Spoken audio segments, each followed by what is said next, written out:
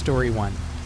This scary story is set in Japan, where a group of teenagers are spending time in an old abandoned school. It was shunned because it was haunted, so the 8 boys decided to have a party. That night, 4 girls and 4 men got together at one man's house and had a great time. After midnight, they began to tell scary stories, which amused them greatly.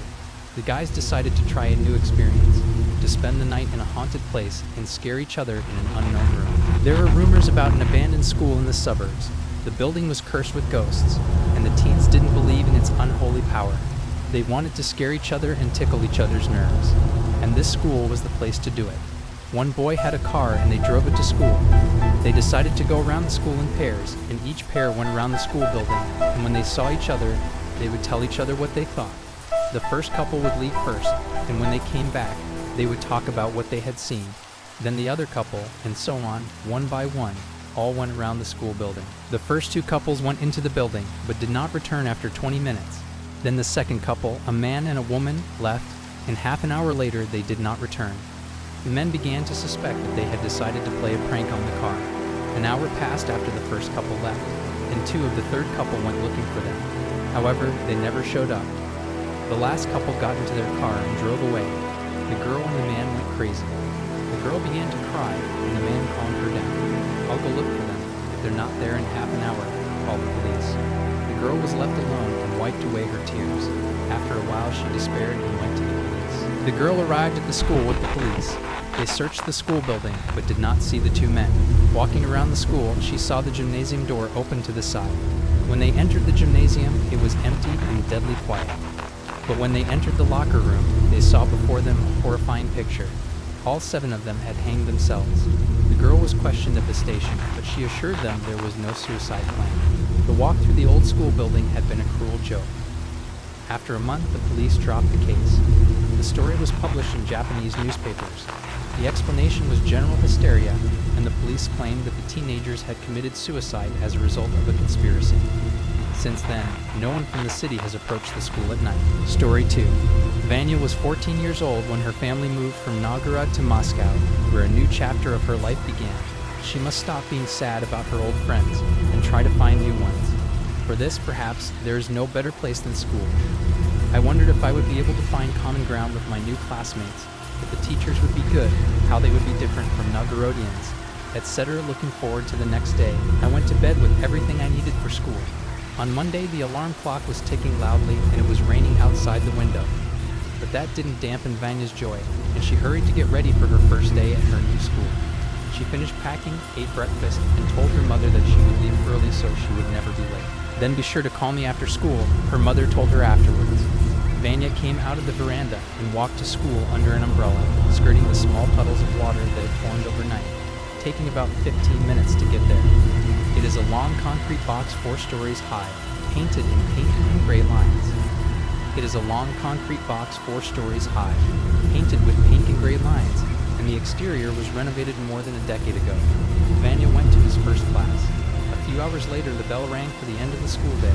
Vanya began packing up his school supplies. Today was a good day because he got to know his classmates and was able to sign up for the school soccer club. On his way out of school, he was stopped by an unfamiliar woman. "Come with me and help me take the books from the basement to the library." "I'm sorry, but I have to go home because my mother is waiting for me." "My mother is waiting for me. Please give me your phone number." Vanya wrote down the number and said her mother's name was Maria. After a few seconds of silence, the stranger said, "Hello, Maria. I'm Agafia Fedorovna, the school librarian. Your son is a little late to school. Please help him move his textbooks to another class." After a short conversation, the woman walked to the end of the corridor, where she found a metal door. Vanya followed her as she pulled out a large bunch of keys, unlocked it, and stepped inside. "What do you mean you don't know where it is? The librarian called me at 1 o'clock and said he was at school late and helping with something." Vanya's mother shouted loudly, "Maria Betalievna, apparently your son lied because the school doesn't have a library. Why wouldn't there be?" Maria was indignant and was looking for something on her phone. The call started at 1:19 p.m., and she registered under the name Agafia Fedorovna. A look of primal fear appeared on the principal's face. She lowered her glasses with terrible trepidation and said, "Agafia Fedorovna died 30 years ago. She was found dismembered in the school basement." Story 3.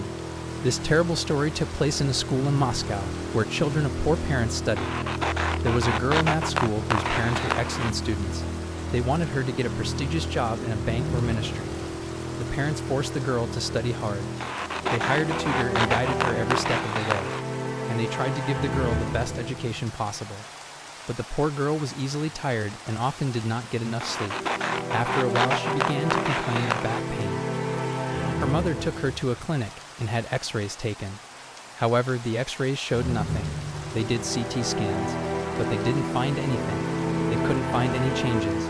She just had her hands up in the air. The parents didn't know what to do. The pain wouldn't go away, and the medication wasn't helping. One day, a friend of my mother's came to visit.